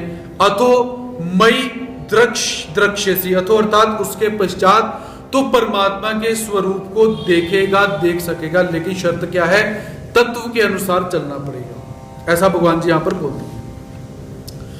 अपि चेदसि पापेभ्यः सर्वेभ्यः पापकृत्तमः सर्वं ज्ञानप्लवैनैव वृजिनं सन्तरुष्यसि। अपि चेदसि पापेभ्यः सर्वेभ्यः पापकृत्तमः सर्वं ज्ञानप्लवैनैवं वृजिनं सन्तरुष्यसि। तो भगवान श्री कृष्ण महाराज जी कहते हैं कि चेत, अगर तू, सर्वेभ्य पापेभ्य अपि पाप कृत्तमः, सब पापों से भी अधिक पापी है, या सब पापियों से भी अधिक पापी है, यदि तू अपने आप को ऐसा मानता है, अपि असि है तो भी तू, ज्ञान प्लवैनैव, ज्ञान रूपी नौका के द्वारा एवं निसंदेह सर्वम वृजिनम संतरिष्यसि, संपूर्ण पाप समुद्र को अच्छी तरह से पार कर जाएगा। कि हे अर्जुन, यदि तू अपने आप को सबसे बड़ा पापी मानता है तो भी इस ज्ञान रूपी नौका के अंदर आरूढ़ होकर चलकर तू क्या है इस पाप रूपी संसार को तर जाएगा। ऐसा भगवान जी यहां पर उदाहरण देते हैं। तो यहां पर भगवान जी ने अर्जुन को क्या बोला? यदि, अर्थात यदि तू सबसे बड़ा पापी है तो मतलब अर्जुन पापी नहीं है, यह ऐसा भगवान जी यहां पर बताना चाहते हैं। अपि चेदसि सर्वेभ्यः पाप कृत्तम, तो पाप करने वालों की भी 3 प्रकार की श्रेणियां हमें प्राप्त होती हैं। पहली पाप कृत्तर, अर्थात जो अकेला पाप करता है। उसके पश्चात तो पहली है पाप कृत अर्थात जो अकेला पाप करता है। पाप कृत्तर, जो 2 लोगों को साथ लेकर पाप करता है। या यदि मैं बोलूं कि मैं अकेला पापी हूं तो कैसा है? पाप कृत, मैं अकेला पापी हूं, प्रथम श्रेणी। उसके पश्चात पाप कृत्तर, यदि हम बोले कि इन दोनों से ये मैं अधिक पापी हूं, सबसे अधिक पापी नहीं हूं, केवल इन दोनों व्यक्तियों से मैं अधिक पापी हूं, तो क्या है? पाप कृत्तर। और जब ऐसा बोला जाए कि पाप कृतम, कि मैं सब लोगों से अधिक पापी हूं, तो पाप कृतम, ऐसी 3 श्रेणियां यहां पर प्राप्त होती हैं। अर्थात पहले क्या है कि मैं अकेला ही पापी हूं, दूसरी श्रेणी मैं इन दोनों से अधिक पापी हूं, तीसरी श्रेणी मैं सबसे अधिक ज्यादा पापी हूं। ऐसी पापियों की 3 श्रेणियां प्राप्त होती हैं। तो भगवान जी अर्जुन को क्या कहते हैं कि अर्जुन, यदि तू अपने आप को तृतीय श्रेणी का व्यक्ति मानता है कि मैं सबसे ज्यादा पापी हूं, तब भी इतना पापी होने के पश्चात भी जब तू तत्व ज्ञान को जान जाएगा, तो तत्व ज्ञान को जानने के पश्चात ये पाप रूपी जो संसार सागर है, तत्व ज्ञान रूपी नौका के ऊपर बैठकर तो इस पाप रूपी संसार सागर को पार कर सकता है। इसीलिए तत्व ज्ञान को प्राप्त करना बहुत जरूरी है, तत्वदर्शी गुरुओं के पास जाना बहुत जरूरी है। और जो ज्ञान यज्ञ है, जो सब यज्ञों से उत्तम है, उसे करना बहुत जरूरी है।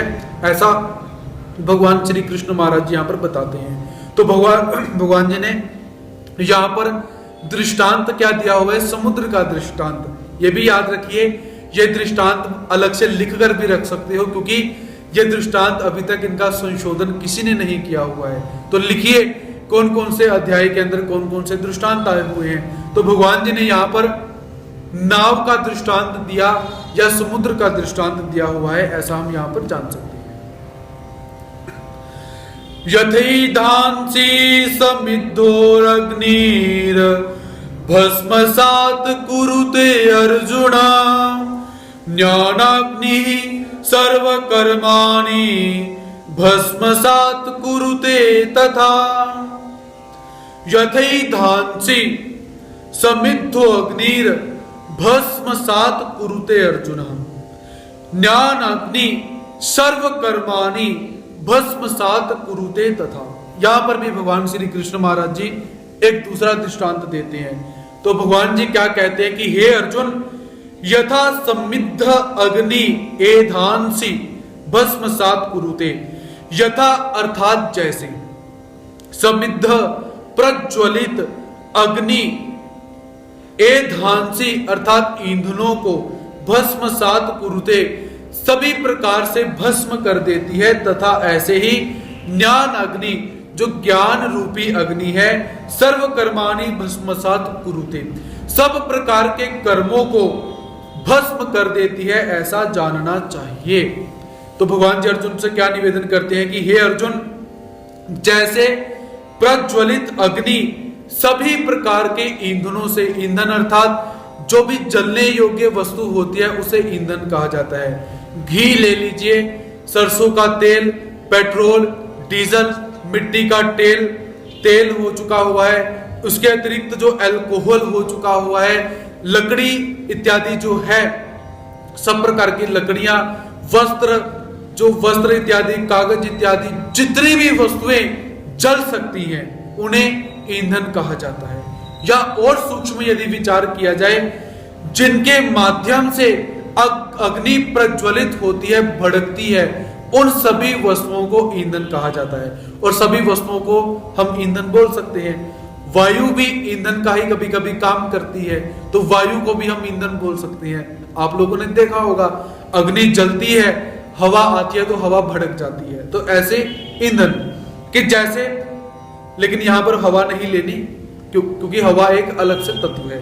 तो भगवान जी क्या कहते हैं कि हे अर्जुन, जैसे प्रज्वलित अग्नि सभी प्रकार के ईंधनों को जलाकर खाक कर देती है, भस्म कर देती है, वैसे ही ज्ञान रूपी ईंधन सब प्रकार के कर्मों को भस्म कर देता है। इसलिए हे अर्जुन, ज्ञान रूपी अग्नि को जलाना आवश्यक है, जलाओ। तो यहां पर भगवान जी ने क्या कहा, ज्ञान अग्नि सर्वकर्माणि। सर्वकर्माणि अर्थात सब प्रकार के कर्म कौन से, जो कर्म हमने पीछे संचित करके रखे हुए हैं, वो सारे वो कर्म, संचित कर्म, प्रारब्ध कर्म, जो कर्म हम आज कर रहे हैं, या क्रियमान कर्म जो अभी प्रेजेंट के अंदर अभी हम कर रहे हैं, और भविष्य के अंदर जो हमने कर्म करने हैं, उन सभी कर्मों को अग्नि जो ज्ञान है वो भस्म कर देता है। कैसे कि जो कर्म हमने करने हैं, जो पहले हमने संचित कर्म किए, तत्व ज्ञान के अनुसार आचरण किया, वो कर्म धीरे धीरे भस्म हो जाते हैं। उसके पश्चात जो हमने सुबह से लेकर रात तक कर्म किए, ज्ञान वो उसे भी समाप्त कर देगा। जो अभी कर्म करेंगे ज्ञान को देखते हुए, वो क्या है, ज्ञान को देखते हुए कर्म किए, तो ज्ञान उन कर्मों को उत्पन्न होने से पहले ही अपनी अग्नि से समाप्त कर देगा। ऐसा हम यहां पर जान सकते हैं। न ही ज्ञानेन सदृशम पवित्रमिह विद्यते तत्स्वयं योग संसिद्धः कालेनात्मनि विन्दति। न ही ज्ञानेन सदृशम पवित्रमिह विद्यते तत्स्वयं योग संसिद्धः कालेनात्मनि विन्दति। भगवान श्री कृष्ण महाराज जी क्या कहते हैं, हे अर्जुन, इह ज्ञानेन सदृशम पवित्रम ही न विद्यते। इह अर्थात इस मनुष्य लोक के अंदर, ज्ञानेन सदृशम ज्ञान के समान, पवित्रम पवित्र करने वाली ही निसंदेह दूसरी कोई भी वस्तु, कोई भी साधन न विद्यते नहीं है। योग संसिद्ध, जिसका भोग भली भांति सिद्ध हो गया हुआ है, वह कर्म योगी तत्कालेन स्वयं आत्मनि विन्दति। तत् अर्थात उस तत्व ज्ञान को कालेन अवश्य ही स्वयं आत्मनि विन्दति अपने आप में पा लेता है। तो भगवान जी क्या कहते हैं कि हे अर्जुन, इस संसार के अंदर ज्ञान के समान पवित्र करने वाली दूसरी कोई भी वस्तु नहीं है। और जो सिद्ध साधक होता है, जो कर्म योगी होता है, वो इस ज्ञान का अच्छी तरह से भोग करते हुए तत्व ज्ञान को अपने आप में ही प्राप्त कर लेता है। क्योंकि क्या है, ज्ञान साधन कैसा है, बुद्धत्व साधन कैसा है, वो बाहर से प्राप्त नहीं किया जाता है। बुद्ध अपने अंदर से होना पड़ेगा, सिद्ध अपने अंदर से होना पड़ेगा, योगी अपने अंदर से होना पड़ेगा। बाहर से जितना मर्जी डंडा पीट लो कि योगी बनो, बाहर से जितना मर्जी डंडा पीट लो कि बुद्ध बनो, ये ऐसा नहीं। ज्ञान का श्रवण अवश्य कर सकते हो, लेकिन जो ज्ञान के अनुसार आपको बनना है वो आपको अंदर से ही बनना पड़ेगा। तो भगवान जी यहां पर क्या बोलते हैं कि हे अर्जुन, इस ज्ञान के अतिरिक्त दूसरी कोई भी वस्तु, कोई भी साधन ऐसा नहीं जो इस जीवात्मा को पवित्र कर सके और परमात्मा से मिला सके। तो इस ज्ञान को श्रवण करना चाहिए, ऐसा भगवान जी यहां पर बुलाते हैं। अब जैसे महात्मा बुद्ध का हम उदाहरण लें, तो महात्मा बुद्ध गया में गए, गया स्थान का नाम है, वहां पर एक वृक्ष के नीचे, वो वृक्ष कौन सा था ये अवगत नहीं है, तो उस वृक्ष के नीचे बैठकर उन्होंने साधना की। तो वहां पर उन्हें साधना करते करते बुद्धत्व प्राप्त हो गया। तो वही सिद्धार्थ आगे जाकर बुद्ध के रूप में प्रख्यात हो रहे हैं। मतलब भगवान जी यहां पर क्या बोलते हैं कि ऐसा एक कर्मयोगी साधक तत्व ज्ञान को जानते हुए अवश्य ही अपने आप से ही अपने आप को पा लेता है, अपने अंदर के ज्ञान से, बोध के माध्यम से अपने आप को प्राप्त करता है और परमात्मा को भी प्राप्त करता है। ऐसा भगवान जी यहां पर निवेदन करते हैं। श्रद्धावान लभते ज्ञानम तत्परः संयतेन्द्रियः ज्ञानम लब्ध्वा पराम शांतिम अचिरेणाधिगच्छति। श्रद्धावान लभते ज्ञानम तत्परः संयतेन्द्रियः ज्ञानम लब्ध्वा पराम शांतिम अचिरेणाधिगच्छति। तो ज्ञान प्राप्ति करने का अधिकारी कौन है, उस विषय में भगवान जी यहां पर बताते हैं। श्रद्धावान लभते ज्ञानम तत्परः संयतेन्द्रियः ज्ञानम लब्ध्वा पराम शांतिम अचिरेणाधिगच्छति। संयतेन्द्रिय ज्ञान प्राप्ति का पात्र कौन है, अधिकारी कौन है? संयतेन्द्रिय जो जितेंद्रिय है, तथा तत्परः जो साधन पारायण है, अपने साधन को करने के लिए तत्पर रहता है। श्रद्धावान, और सबसे बड़ी बात क्या है, वो श्रद्धा से युक्त है। ऐसा व्यक्ति ज्ञानम लभते, ऐसे व्यक्ति ज्ञान को प्राप्त करते हैं। और ज्ञानम लब्ध्वा, ज्ञान को प्राप्त होकर वह अचिरेण तत्काल पराम परम शांतिम, शांतिम को अधिगच्छति प्राप्त हो जाते हैं। भगवान जी क्या कहते हैं? अर्जुन, जो जीवात्मा संयतेन्द्रिय है, अच्छी तरह से जितेंद्रिय है, जो अपने साधन के पारायण रहता है, अर्थात मुझे स्मरण करना ही करना है, अन्नदान करना ही करना है, अध्ययन करना ही करना है, अपना पाठ करना ही करना है, साधु संतों की सेवा करनी ही करनी है, ऐसे जो साधन के पारायण रहते हैं, पारायण अर्थात लगातार अपने साधन को करते ही रहते हैं, तत्पर रहते हैं, ऐसे श्रद्धावान वो कैसे हैं? श्रद्धा से युक्त होकर। यदि बिना श्रद्धा से युक्त होकर जितेंद्रिय हुए, साधन पारायण हुए, तो भी परमात्मा नहीं प्राप्त होंगे। तो श्रद्धा से युक्त होकर, जितेंद्रिय तत्पर मत पारायण होकर वो जीवात्मा क्या है? ज्ञान को प्राप्त कर लेते हैं। और ज्ञान को प्राप्त करने के पश्चात क्या है? परम शांतिम, परम शांति को प्राप्त करते हैं। और वो परम शांति कौन सी है? परमात्मा का आनंद। इसके अतिरिक्त जिस शांति को, सेटिस्फैक्शन को संत लोग प्राप्त हो चुके हैं। आप लोगों ने समर्थ स्वामी रामदास के विषय में कभी सुना होगा, जिन्होंने दास बोध नामक एक बहुत अच्छा ग्रंथ लिखा हुआ है। वो संत कैसे हैं? एक केवल को पीन लगाकर चलते हैं, हाथ में एक डंडा है और पांव में खड़ावा, लकड़ की जो पादत्राण होते हैं वो डाले हुए हैं। अर्थात ऐसी स्थिति के अंदर भी शांति का अनुभव करते हैं। तो परमात्मा उसी शांति को बताते हैं कि जो जीवात्मा जितेंद्रिय हो जाते हैं, उन्हें वस्त्रों का आलंबन भी नहीं है। चार हाथ का वस्त्र जो परमात्मा ने बोला, उसका आलंबन भी नहीं, केवल एक कोपीन धारण करके, क्योंकि ममता, मोह इत्यादि भाव, शर्म इत्यादि से वो विरक्त हो चुके हैं, क्योंकि परमात्मा के तत्व ज्ञान को जान चुके हैं। ऐसे साधक शांतिम अधिगच्छति, परमात्मा को प्राप्त करके तो शांति मिलनी ही है, लेकिन परमात्मा के ज्ञान को, तत्व को प्राप्त करके वो अब भी इस संसार में ही शांति को प्राप्त कर चुके हैं। तो ऐसे जो साधक हैं, उनके द्वारा अधिकारी होना जरूरी है। इंद्रियों को वशीभूत करके परमात्मा के परायण होकर श्रद्धा से युक्त जो हो जाता है, वह ज्ञान का अधिकारी हो जाता है। ऐसा भगवान श्री कृष्ण महाराज जी निवेदन करते हैं। अज्ञश्चा श्रद्धानश्च संशयात्मा विनश्यति, नायं लोको अस्ति न पुरुपरो न सुखम संशयात्मनः। अज्ञश्च अश्रद्धानश्च संशयात्मा विनश्यति, नायं लोको अस्ति न पुरो परो न सुखम संशयात्मनः। तो भगवान जी और क्या निवेदन करते हैं? अज्ञ, अब ज्ञान का अधिकारी कौन नहीं है? अज्ञ अर्थात विवेकहीन, च अश्रद्धाना श्रद्धा रहित, संशयात्मा, संशयात्मा मनुष्य जो होता है विनश्यति, उसका पतन हो जाता है, वो नीचे गिर जाता है।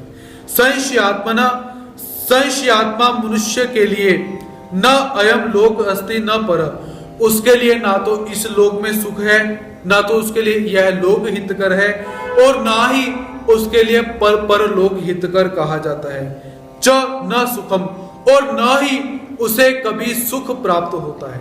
तो परमात्मा क्या कहते हैं? जो जीवात्मा विवेक रहित है, श्रद्धा रहित है, और जिसकी बुद्धि संशय से भरी हुई है, प्रत्येक वस्तु के अंदर वो संशय बुद्धि रखकर काम करता है। संशय अर्थात ये ऐसे होगा, उसने ऐसे बोल दिया होगा, इसने ऐसे बोल दिया होगा, उसने ऐसा क्यों बोला, उसने मेरे बारे में नहीं बोलना चाहिए, ये संशय बुद्धि कही जाती है। तो परमात्मा क्या कहते हैं कि जो मनुष्य संशय बुद्धि से रहित होगा, संशय बुद्धि से युक्त होगा, वो व्यक्ति ना तो इस संसार में सुखी हो सकता है और ना ही परलोक के अंदर जाकर सुखी हो सकता है।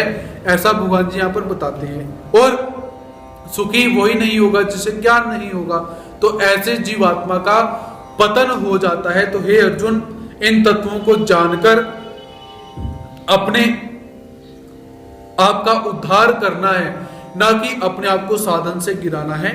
तो ऐसा जानना चाहिए। योग संन्यस्त कर्माणम ज्ञान संचिन्न संशयम आत्मवंतम न कर्माणि निबधनन्ति धनंजय। योग संन्यस्त कर्माणम ज्ञान संचिन्न संशयम आत्मवंतम न कर्माणि निबधनन्ति धनंजय।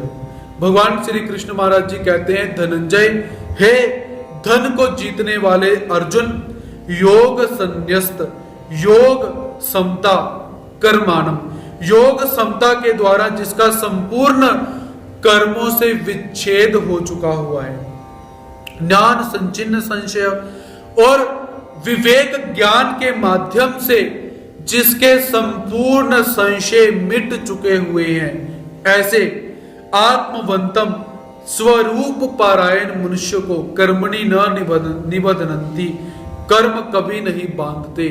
भगवान जी क्या कहते हैं? अर्जुन, सबसे पहले जो योग के अंदर स्थित हो चुका हुआ है, जो स्थित प्रज्ञ हो चुका हुआ है, जिसने योग के माध्यम से कर्मों से संबंध को विच्छेद कर दिया हुआ है, जो साकाम कर्म नहीं करता है ऐसा, और जिसने विवेक ज्ञान से, तत्व ज्ञान से अपने सभी संशयों का निवारण कर लिया हुआ है, ऐसे स्वरूप में स्थित हुए मनुष्य को, जो अपने आप में ही स्थित रहता है, ऐसे मनुष्य को कर्म कभी नहीं बांध सकते। यदि वो कर्म करता है तो भी कर्म उसे बाधित नहीं कर सकते हैं, क्योंकि वह जीवात्मा निष्काम होकर कर्म करता है, वह जीवात्मा कर्मों से अलग होकर कर्म करता है, साकाम कर्म कभी नहीं करता। जितने भी संत आप देख सकते हो, उन्होंने निष्काम कर्म ही किए हुए हैं। देखिए, आज के समय के अंदर हम जितने भी संतों को पढ़ते हैं, अध्ययन के माध्यम से, ग्रंथों के माध्यम से, मोबाइल के माध्यम से जितने भी संतों को देखते हैं, तो उस समय उन संतों ने कर्तव्य कर्म के भाव को रखकर कर्म किया हुआ है, किसी प्रसिद्धि को प्राप्त रखने के लिए कर्म नहीं किया।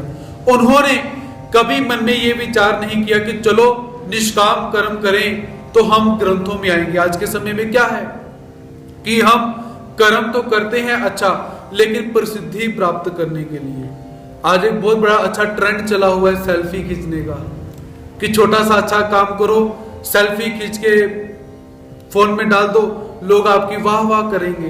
परमात्मा ये अपेक्षित नहीं करते, और परमात्मा का भक्त भी कभी यह अपेक्षा नहीं करता। जैसे मान लीजिए श्री गुरु नानक देव जी हैं। संत सभी हमें अपने चरित्रों से हमें अपना चरित्र उज्जवल करने की प्रेरणा देते हैं। वो संत किसी भी संप्रदाय के क्यों ना हो, लेकिन संत क्या होते हैं, हमें अच्छी बातें सिखाते हैं। तो अच्छी बात प्रत्येक व्यक्ति से ग्रहण करनी चाहिए। तो श्री गुरु नानक देव जी ने उदासियां की हुई हैं। उदासियां अर्थात एक गांव से दूसरे गांव गए, दूसरे गांव से तीसरे गांव गए। तो उस समय जो मर्दाना है वो उनके साथ है, लंबा कंधा उन्होंने डाला हुआ है जो मिट्टी से गंदा होकर ऐसा प्रतीत होता है कि मानो ये संत हैं। कहने के लिए श्री गुरु नानक देव जी गृहस्थी हैं, लेकिन एक धर्म का प्रचार करने के लिए उन्होंने इतना परिश्रम किया कर्तव्य कर्म भाव से। तो परमात्मा यही चाहते हैं। उन्होंने कभी मन में ये विचार नहीं किया होगा कि मैं ऐसा करूंगा, मेरे लिए ग्रंथ लिखे जाएंगे, मैं फोन के अंदर आऊंगा, मैं टीवी के अंदर आऊंगा, मैं फेमस हो जाऊंगा। उस समय उनके मन के अंदर कोई भी भाव नहीं है, केवल मुझे अपना कर्तव्य कर्म करना चाहिए। और साथ में उस समय जो एक मुसलमानों का जो धर्म है, उस धर्म को के ऊपर अपने इस हिंदू धर्म को या सिख धर्म को प्रभावित करने के लिए, क्योंकि उस समय क्या है, श्री गुरु नानक देव जी ने एक निराकार परमात्मा की प्रतिष्ठा की हुई है। वो निराकार परमात्मा किस धर्म से संबंधित है ऐसा उन्होंने बिल्कुल नहीं बताया। एक ओमकार, एक निराकार परमात्मा जो है, जो एक दिव्य शक्ति है, उनके द्वारा भी शब्द क्या प्रयोग किए गए हैं, एक दिव्य शक्ति। हम भी मानते हैं, वो भी मानते हैं। तो ऐसे किसी का हम प्रचार नहीं करते, लेकिन संत जो होते हैं वो उन संतों के चरित्रों को सुनना चाहिए कि संतों ने अपना जीवन कैसे व्यतीत किया हुआ है। भगवान श्री कृष्ण महाराज जी भी हमें बोलते हैं कि जहां पर जो भी गुण दिखाई दे उस गुण को आपने ग्रहण करना चाहिए। तो ऐसे गुणग्राह्य तत्व भगवान जी बताते हैं।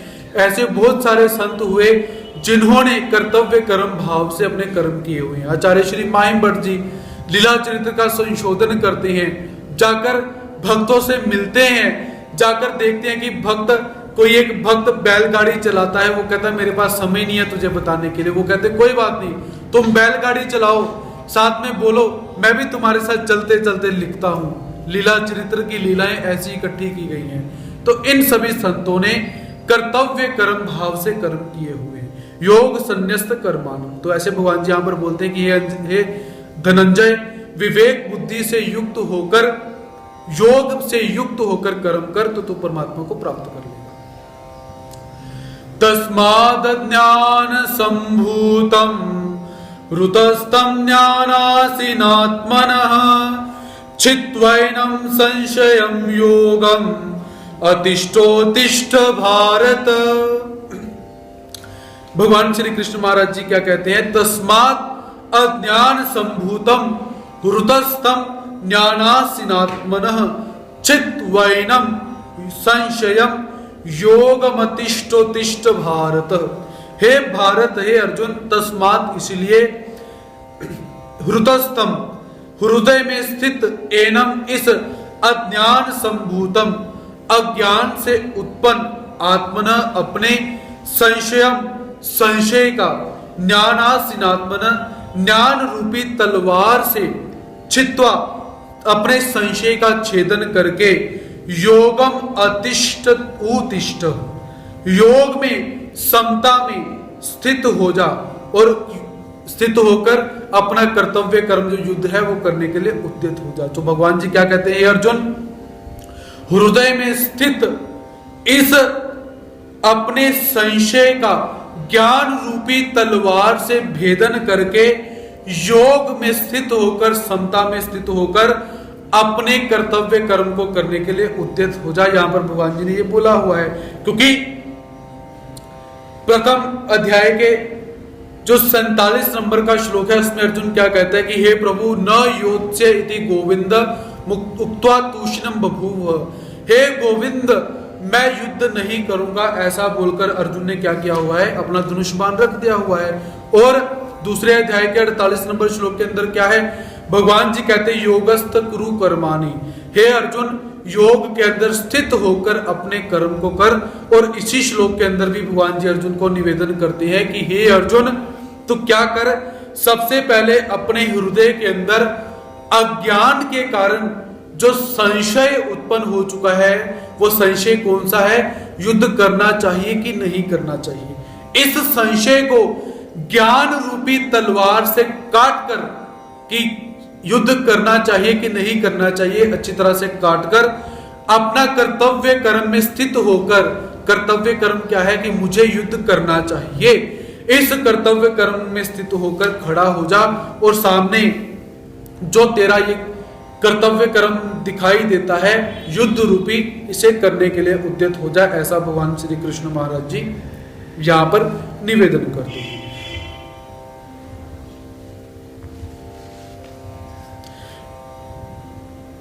अब यहां पर जो चतुर्थ अध्याय है वो समाप्त होता है। इति श्रीमद्भगवत गीता सुपनिषस्तु ब्रह्म विद्यायाम योग शास्त्रे श्री कृष्ण अर्जुन संवादे ज्ञान कर्म संन्यास योगो नाम चतुर्थो अध्याय।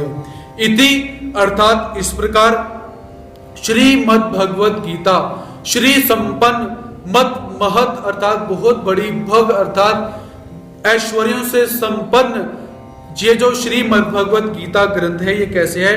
उपनिषत्सु, उपनिषदों ने भी जिस श्रीमद्भगवत गीता से ग्रहण तत्वों को ग्रहण किया हुआ है, ऐसा बहुत महान ग्रंथ जिसके अंदर ब्रह्म विद्यायाम, ब्रह्म विद्या को भरा हुआ है, योग शास्त्रे, और जो योग शास्त्र को बताता है, ऐसा श्री कृष्ण अर्जुन संवादे, श्री कृष्ण और अर्जुन के संवादात्मक ये जो ग्रंथ है, इस ग्रंथ का ज्ञान कर्म संन्यास योगो नाम, ज्ञान कर्म और संन्यास योग नाम रूपी जो चौथा अध्याय है वो समाप्त होता है। ऐसा यहां पर हमें पुष्पिका प्राप्त होती है। तो इस अध्याय के अंदर हमें 3 उवाच प्राप्त होते हैं, 2 श्री भगवान उवाच और 1 अर्जुन उवाच। इस अध्याय के कुल मिलाकर 42 श्लोक हैं, जिनमें से 1 श्लोक अर्जुन ने बोला हुआ है और 41 श्लोक भगवान श्री कृष्ण महाराज जी ने बोले हुए हैं। और अनुष्टुप छंद के अंदर ये श्लोक और अध्याय हमें प्राप्त होते हैं। अनुष्टुप के अंदर जो पथ्यावक्त्र नामक छंद होता है, ऐसा हमें यहां पर प्राप्त होता है। तो ज्ञान कर्म और संन्यास इन योगों से भरा हुआ यह बहुत महत्वपूर्ण अध्याय यहां पर समाप्त होता है। आज का सत्र हम यहीं पर समाप्त करते हैं। कल पुनः भगवान श्री कृष्ण महाराज जी की असीम कृपा से एवं परमात्मा की अनुकंपा से आप सबके समक्ष उपस्थित होने का प्रयास रहेगा। तब तक के लिए सभी परमात्मा के चरणों के अनुरागी भक्तों को जय श्री कृष्ण, दंडवत।